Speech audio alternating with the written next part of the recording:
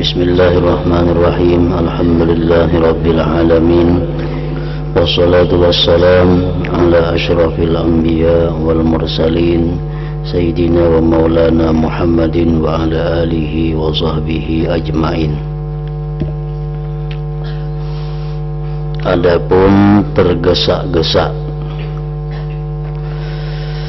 dan berusaha meningkat dalam kebajikan,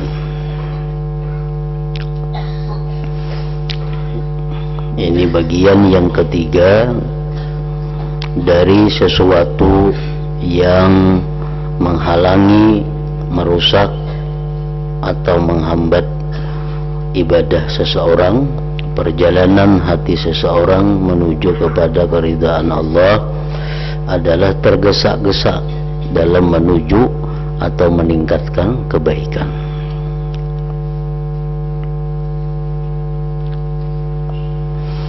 Maka itu tergesa-gesa tadi adalah keadaan yang bisa meluputkan tujuan.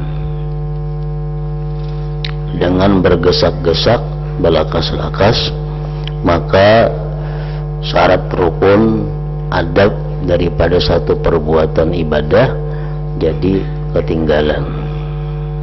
Bacaan-bacaan jadi kada bebuku baruas, gerak-gerik jadi kada batu makninah karena tergesak-gesak tadi. Lagi pula dapat menjerumuskan ke dalam maksiat karena bergesak-gesak, kada berpikir panjang, maka perbuatan atau keputusan diambil bisa menjadi suatu kemaksiatan. Karena tergesa-gesak itu menimbulkan 4 macam afat, menimbulkan 4 macam kerusakan, 4 macam penyakit. Yaitu yang pertama, orang yang beribadah mengincar kedudukan dalam kebaikan serta istiqamah, dan ia bersungguh-sungguh, lalu kadang-kadang ia tergesak-gesak untuk meraih kedudukan itu padahal belum waktunya. Misalnya, menurut arahan daripada guru, ikam baca ini 1000 kali sehari. Nah, karena ikam dalam 40 hari ikam akan melihat hasilnya, rasanya apa yang dibaca 1000 sehari itu. Nah, inya ini begasak-gasak, artinya balakas, dibacanya 20.000 sehari atau 2.000 sehari. Nah, mestinya ujar orang yang mengarahkan, ujar guru, dibaca 1000 karena ikam 40 hari akan dapat hasilnya, digasaknya 2-3.000 sehari supaya lakas padahal belum waktunya. Lalu kadang-kadang ia tergesa-gesa untuk meraih kedudukan itu padahal belum waktunya. Maka ia menjadi kendur dan putus asa, lalu meninggalkan kesungguhan sehingga terhalanglah kedudukan itu.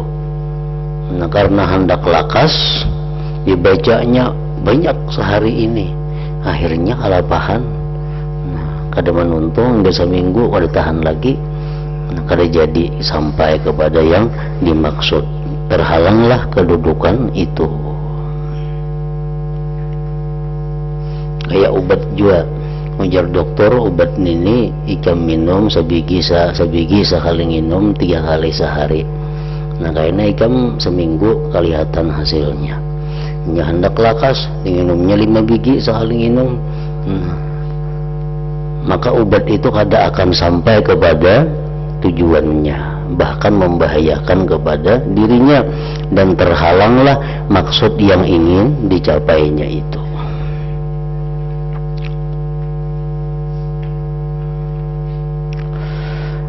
Atau kalau tidak begitu, ia bertindak melampau batas dan membahayakan diri,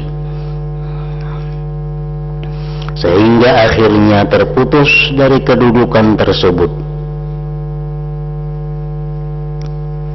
Kada sampai.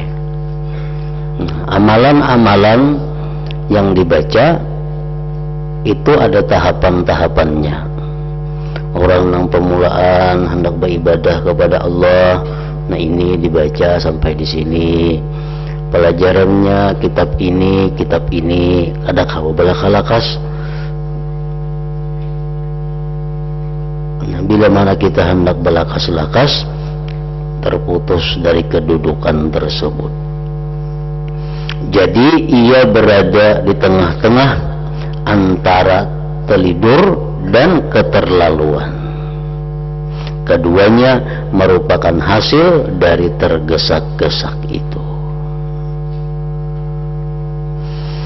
Telah diriwayatkan dari Rasulullah sallallahu alaihi wasallam, beliau bersabda, inna dinana hadza matinun fa'awghil fihi birifqin fa innal mumbatta la ardan qata'a wa la zahran abqa.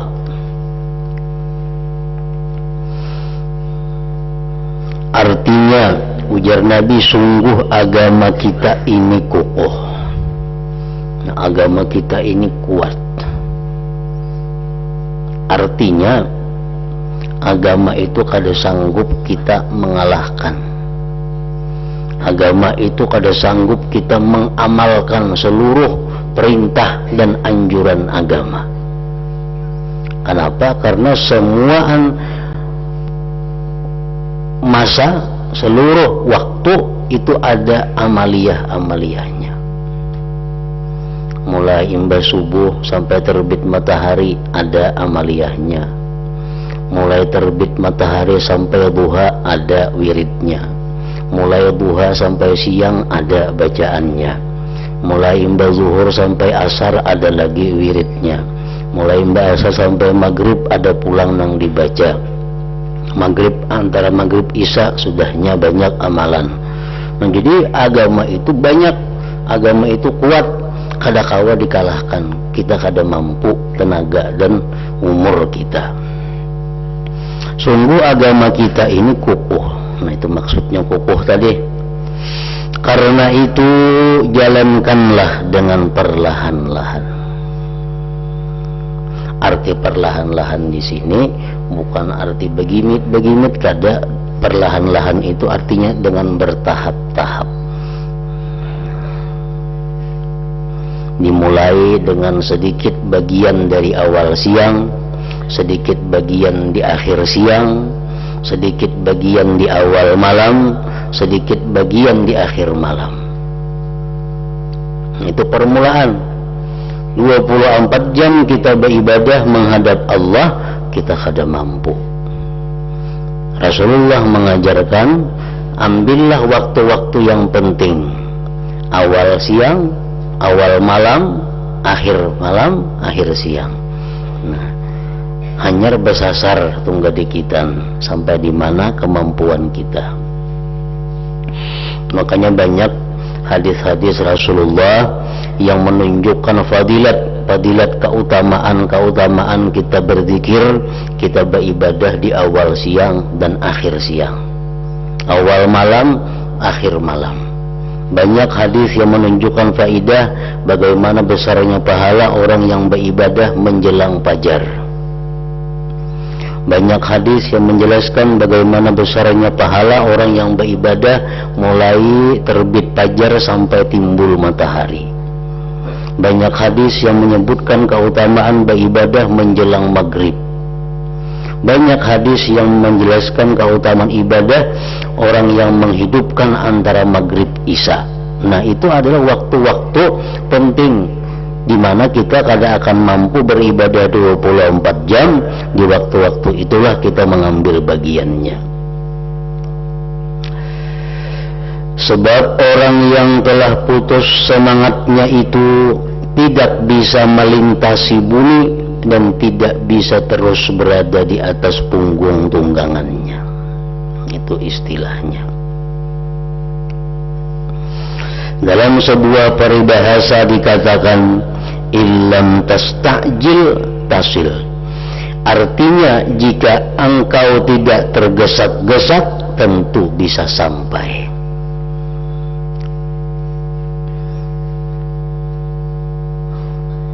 Karena sudah dijelaskan oleh Rasulullah sallallahu alaihi wasallam, al-ajalah minasyaitan, itu terburu-buru, tergesak-gesak, belalakas, berancap-ancap, itu adalah bagian dari syaitan.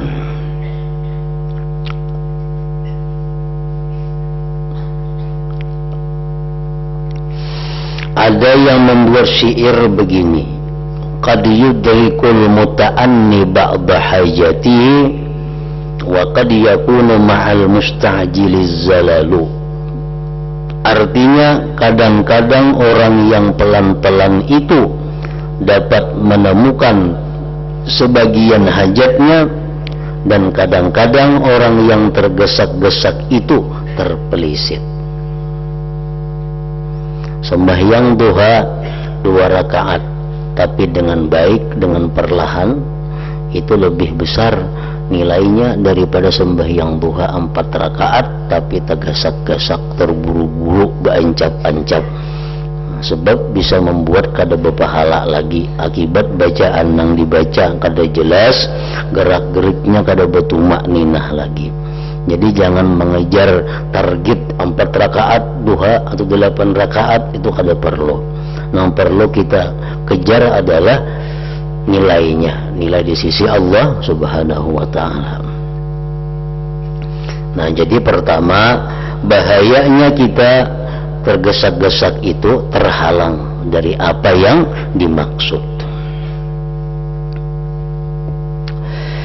Yang kedua, orang yang tekun beribadah itu kadang-kadang mempunyai hajat. Itu sudah jelas, kita banyak keperluan,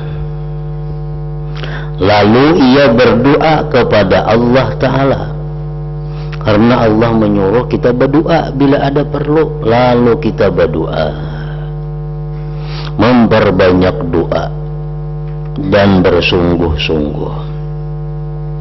Kemudian mungkin saja ia ingin doanya segera terkabul sebelum waktunya, lalu ia tidak mendapatkan hajatnya, sehingga ia menjadi kendur dan bosan, akhirnya meninggalkan doa, maka terhalanglah hajat dan maksudnya. Nah, jadi kita ada hajat, kita ada keperluan, kita berdoa kepada Allah. Berdoa sehari, berdoa 2 hari kada kabul juga, berdoa 3 hari kada kabul juga, ampiha berdoa bilang kada kabul ha.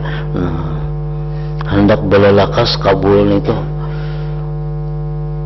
Padahal setiap kali kita berdoa itu sudah kabul, cuma kabulnya itu bisa kita kada merasa, kabulnya itu bisa sesuai dengan yang dikehendaki oleh Allah. Kita berdoa kepada Allah, ya Allah, murahkanlah rezeki hambamu. Artinya mudahkan rezeki hambamu. Kita berdoa. Nah, maksud kita apa dengan doa itu? Hari ini kita datang banyak duit, dagangan banyak payu, itu kehendak kita nih. Tetapi Allah menghendaki lain. Dengan doa itu Allah ganti dengan nilainya yang lebih. Umpamanya kita pada hari ini ditakdirkan oleh Allah mendapat musibah, Nah, musibah. Maka musibah itu kerugiannya jutaan rupiah. Musibah itu. Kita hari ini berdoa, ya Allah murahkan rezeki. Amun hari ini dapat kita 500.000, duit sudah cukup banyak nih tuh. Kada dapat duit kita sehari kan berdagang kada sing payuan. Maka berdoa, maka besokan tadi minta murahkan rezeki.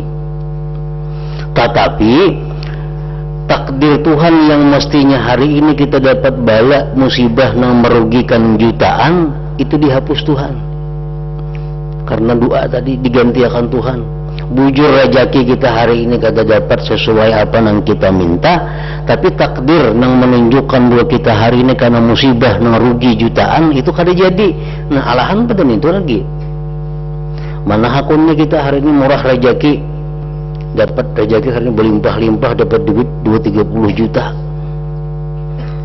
tapi kita buliknya berenjak sepeda motor, batis patah, tangan patah, nah, kepala kada kau bergerak lagi. Mana hakunnya? Nah, dengan doa tadi bisa dipaling Tuhan. Duit nang itu kada jadi murah, kada jadi dapat, tapi bala dihindarkan oleh Allah. Nah, jadi itu kita kada tahu. Jadi setiap kali kita berdoa, kita itu mesti husnuzan bahwa doa kita ini dikabulkan oleh Allah. Bentuk kabulnya itu kita bisa sesuai lawan apa yang kita maksud, bisa yang lebih baik daripada itu. Namun lebih kada baik, kada lebih rendah, ada pasti lebih baik.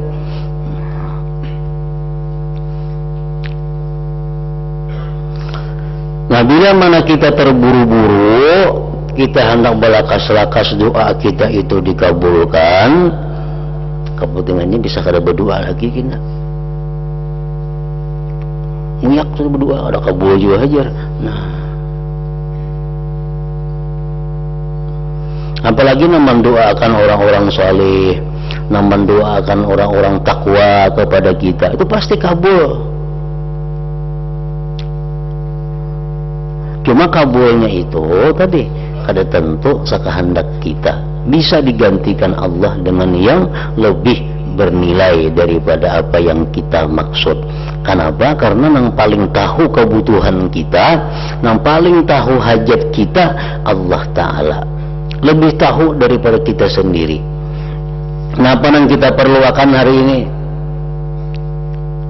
yang paling tahu itu Allah Ta'ala. Yang paling tahu Allah Ta'ala yang kita perlukan hari ini. Allah lebih tahu daripada diri kita sendiri apa yang kita perlukan. Banyak Allah memberi kita yang kada kita minta, padahal yang kada kita minta itu saling kita butuhkan, sangat kita perlukan. Nah, jadi berdoa itu kada ada istilah kada kabul, kada ada. Kecuali doa kita kada kakaruan, kecuali doanya kada bujur. Nah, itu mau kalau kita berdoanya bujur dengan aturan-aturannya, itu pasti diterima oleh Allah. Itu sudah dijamin oleh Allah dalam Al-Quran. Allah mengabulkan doa orang-orang yang berdoa kepadanya. Jadi kada perlu tergasa-gasak, terburu-buru.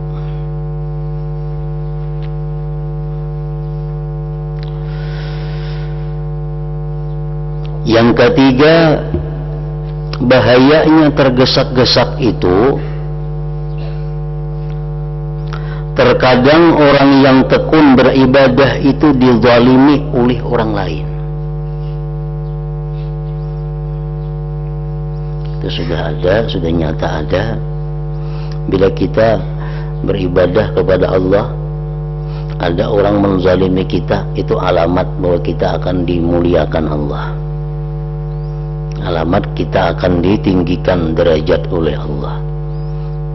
Kita nih beribadah, ibadah itu umum, baca zikir kah, menuntut ilmu kah, mengajar ilmu kah, itu ibadah ngarannya. Nah, ada orang yang menzalimi kita, nah itu alamat kita pacang naik. Bila kalau ada orang menzalimi, ramai aja, kalau ada peningkatan tuh pajangannya. Kayak itu tubang sudah.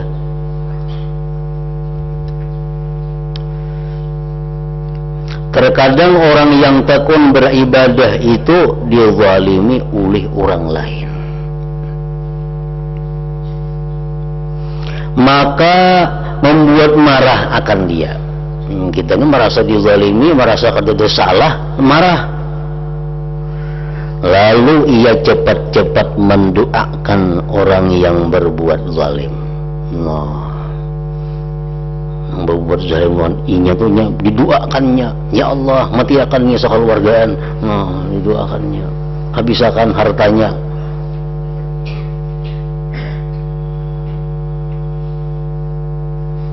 Maka doa orang yang dizalim ini bisa kabul. Yang dizalim ini bisa dikabulkan Tuhan lebih cepat. Sehingga orang Islam yang menzaliminya itu mengalami kerusakan karena dirinya. Karena berdoa kepada Tuhan, ya Allah hancurkan inya, akhirnya jadi rusak. Doanya dikabulkan Tuhan. Dan kadang-kadang ia melampau batas. Nah, doanya itu melampau batas. Orang menzalim inya sakilan, inya maka mendoakan lawan Tuhan berdapa-dapa doanya, melampau batas, sehingga terperosok ke dalam maksiat dan kerusakan. Nah, jadi orang yang menzalim kita itu kita kada boleh membalas kecuali sebatas kezalimannya itu. Kalau hendak membalas juga, namun kita kalau memaafkan itu lebih mulia lagi. Hendak membalas juga jangan lebih dari kezalimannya, baik balasannya itu berupa hissi, berupa nang zahir, atau seperti doa tadi. Ya Allah, si Fulan bin Fulan menzalim hambamu ini, ya Allah, Fulan bin Fulan memfitnah hambamu ini, maka balaslah ya Allah sesuai kesalahannya itu di alam dunia ini. Nah, itu kurang lebih doa macam itu. Artinya kita minta balaskan kepada Allah sesuai dengan kezalimannya. Jangan kita nama andak balasannya. Jangan kita nama andak balasannya. Bila kita nama andak balasannya, mau lebihan daripada kezalimannya itu.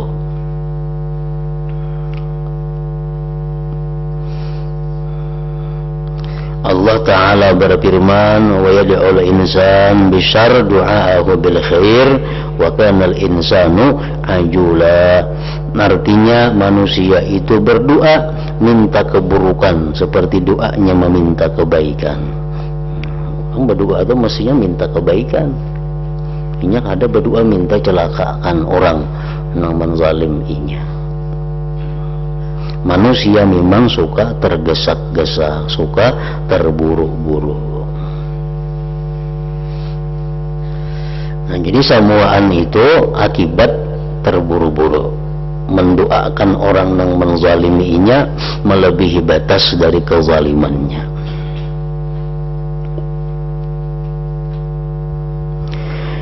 Yang keempat, bahayanya kita tergesa-gesa itu, asal dan pokok ibadah adalah wara. Wara itu artinya adalah bersikap hati-hati dalam seluruh aspek kehidupannya, baik masalah ekonominya, baik masalah tutur katanya, baik masalah apa yang dilihatnya, baik masalah apa yang didengarnya, baik masalah apapun, ingin selalu berhati-hati. Itu ngarannya adalah wara. Kenapa? Karena sesuatu yang kita lihat itu ada yang hukumnya nyata halal, ada yang nyata hukumnya haram, ada yang kita lihat itu kada tentu, kada jelas hukumnya halal haram. Nah, kalau kita bersikap wara, kita kada melihati itu. Sesuatu yang kita dengar itu ada yang nyata-nyata haram, ada yang nyata-nyata halal, ada yang kada jelas, bisa halal bisa haram. Nah, kalau kita wara, kita kada akan mendengari perkataan itu. Sesuatu yang kita pakai itu minum, kita makan, ada nang jelas halal, ada nang jelas haram, ada nang abu-abu, nang kada jelas. Nang kada jelas itu kita disuruh menjauhi kalau kita bersifat wara. Nah, jadi wara bukan hanya sekadar makan, minum, pakai, berkata-kata pun dituntut kita wara. Ada perkataan yang boleh kita ucapkan, amar ma'ruf nahi munkar, nasihat menasihati, memberikan petunjuk, itu perkataan yang baik. Ada perkataan yang jelas-jelas haram, berdusta, menggibah, namimah, macam-macam, itu sudah jelas haram. Ada perkataan yang bisa haram bisa halal. Nah, kalau kita wara, kita kadang mengata itu. Perkataan yang bisa halal bisa haram itu kayak apa? Contohnya antara lain memuji. Nah, memuji, kita memuji orang di hadapan orangnya. Nah, kita puji, kita memuji orang itu bisa berpahala, bisa berdosa. Kalau kita memuji itu berlebihan, berdosa. Lebihan daripada nang sebujurnya. Atau kita puji inya, akibatnya jadi sombong, jadi congkak gara-gara kita puji. Nah, pujian kita itu jadi dosa. Ada juga orang yang begitu dipuji, inya bertambah syukur kepada Allah. Begitu dipuji, inya tambah dekat kepada Allah, berpahala. Nah, jadi pujian ini sesuatu yang bisa membahayakan kita, bisa mencelakakan kita. Kita memuji orang nih. Nah, kalau kita wara, kita kada perlu memuji orang, karena bersikap hati-hati. Nah, dalam Ihya disebutkan itu secara panjang lebar bagaimana kita memuji orang itu hukumnya. Nah, itu perkataan puji-pujian yang bisa membahayakan, bisa memberikan manfaat. Nah, oleh karena itu Imam Ghazali mengatakan termasuk bahayanya lisan adalah memuji itu. Yang keempat, asal dan pokok ibadah adalah wara. Dan wara itu berasal dari pandangan yang teliti dan penyelidikan yang sempurna terhadap segala sesuatu yang selalu terjadi, seperti makan, minum, berpakaian, berbicara, dan berbuat. Nah, kalau kita tergesa-gesa, terburu-buru, kita kadang-kadang bersifat wara. Karena wara itu memerlukan perlahan, memerlukan kehati-hatian. Apabila seseorang tergesa-gesa dalam segala urusan, tidak mau perlahan-lahan dan tidak mau berhati-hati untuk mencari kejelasan apa yang dihadapi, tentu ia tidak dapat berhenti dan memandang segala urusan yang dihadapi itu dengan semestinya. Dan ia cepat-cepat berbicara. Kada sampat berpikir, ini mau ku ucapakan bermanfaat atau kada, amun ku sampaikan ini baik atau kada. Kada sampat karena terburu-buru diucapakan. Nah, lalu jatuh ke dalam kesalahan. Ia bersegera kepada makanan, lalu terjerumus ke dalam perkara haram dan syubhat. Begitu pula dalam setiap persoalan hidup, sehingga ia kehilangan sifat wara. Mana ada kebaikan ibadah, mana ada kebaikan dalam ibadah yang tanpa wara. Sahabat Nabi berkata, andai kata engkau sembahyang siang malam, andai kata engkau puasa sehingga awak ikam kurus sehingga tulang belulang aja lagi, itu kada akan diterima oleh Allah kalau tanpa disertai sifat wara itu. Nah, jadi wara ini adalah sesuatu kedudukan yang sangat menentukan ibadah kita diterima atau ditolak oleh Allah Subhanahu wa ta'ala.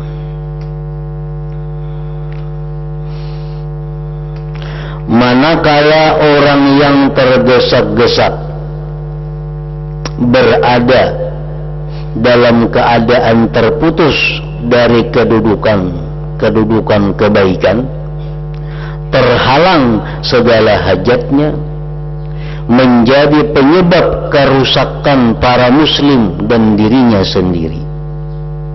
Kemudian dikhawatirkan terluputnya wara yang merupakan modal ibadah, maka sudah semestinya manusia mencurahkan perhatian kepada hal tersebut dan menghilangkannya dan memperbaiki diri sesudah itu.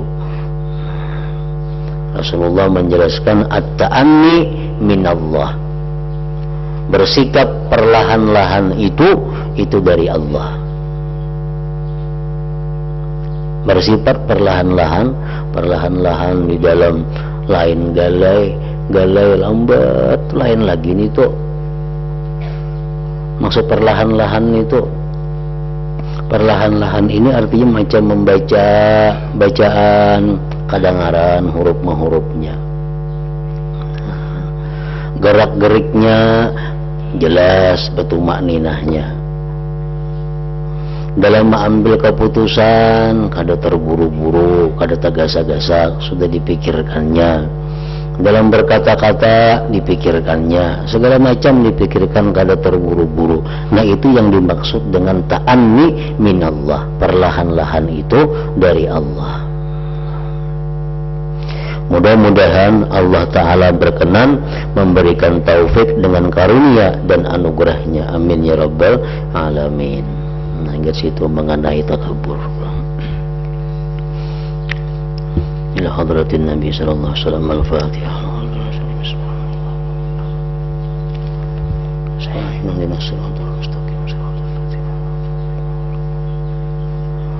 Bismillahirrahmanirrahim. Alhamdulillah rabbil alamin. Allahumma salli ala sayyidina Muhammad wa alihi wa sahbihi ajma'in.